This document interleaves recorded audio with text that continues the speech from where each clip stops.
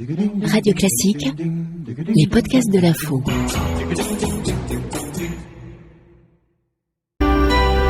Sur Radio Classique. 7h11, Social Echo.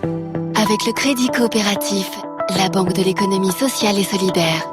Social Echo avec le quotidien La Croix et avec vous, Christine Quentin, bonjour. Bonjour Nicolas. Gros plan ce matin sur Terre de Liens, qui redonne accès à la terre à de jeunes agriculteurs qui ont fait le choix du bio. Oui Nicolas, et ce faisant, Terre de Liens stoppe la disparition des terres agricoles en France. Son objectif est de lutter contre l'urbanisation, la spéculation et la concentration de ces terres dans les mains d'une poignée d'exploitations, notamment d'agriculture intensive. Juste pour vous donner une idée, chaque semaine, 1300 hectares de terres agricoles sont recouvertes de béton. C'est l'équivalent de Paris tous les 2 mois.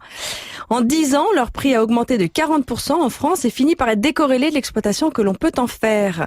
En redonnant accès au foncier à des petits agriculteurs bio, Terre de Liens adresse les enjeux de l'autonomie alimentaire, des paysages, de la protection des sols et de notre santé. Et comment s'y prennent-ils ? Alors c'est là que c'est original, il s'appuie sur des citoyens comme vous et moi, mais pas en tant qu'électeurs ou consommateurs militants, ce qu'ils font par ailleurs, mais en tant qu'investisseurs, financeurs du rachat de ces terres. Donc si je comprends bien, Terre de Liens permet à tout un chacun d'investir dans des terres agricoles en France. Exactement, et elles seront exploitées par de jeunes agriculteurs bio qui n'ont pas les moyens de les acquérir. Le principe est le suivant. En 2006, Terre de Liens a créé une foncière dont chacun peut acheter des parts en étant libre de ressortir à tout moment. L'action suit le cours de l'inflation, on n'a pas de risque de perte d'argent. Et la somme rassemblée dans la foncière permet l'achat des terres. En 5 ans, Terre de Liens a réuni 30 millions d'euros auprès de particuliers et un peu d'entreprises pour de l'épargne salariale. Cela a permis de financer l'achat d'une centaine de fermes maraîchères, d'élevage ou même de vins bio. Et comment sont identifiées les terres et les fermes qui sont rachetées ? Alors aujourd'hui, ils reçoivent directement les dossiers des paysans lors d'un départ à la retraite ou au contraire de jeunes qui ont repéré un projet particulier. Terre de Liens est présente dans 21 départements à travers une vingtaine d'associations relais qui animent ses adhérents et ses partenaires et qui étudient et vérifient ces dossiers. La sélection dure entre 6 mois et 2 ans. Et autre question, comment est-ce que Terre de Liens s'assure que ces terres, qui constituent donc son capital, sont bien entretenues ? Alors d'abord, tous les agriculteurs sont accompagnés dans la définition de leur projet et la validation de sa viabilité.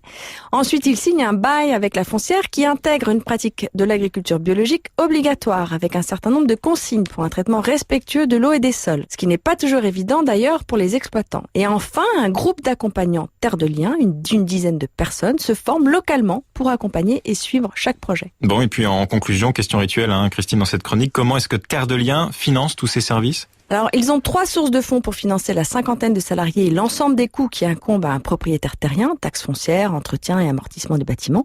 D'abord, ils font payer le fermage aux agriculteurs, c'est-à-dire un loyer, mais il est encadré par les services publics et à un niveau très bas. Du coup, ils s'appuient aussi sur les produits financiers des placements de la foncière et enfin, sur des donateurs privés. Terre de Liens a créé un fonds de dotation en cours de reconnaissance d'utilité publique qui a déjà permis d'accueillir 5 fermes et 13 en projet, l'équivalent de 5,5 millions d'euros, de la part d'exploitants souhaitant transmettre leurs terres à des plus jeunes. Et si vous êtes intéressé par cette initiative, je vous renvoie au site internet suivant www.terredeliens.fr.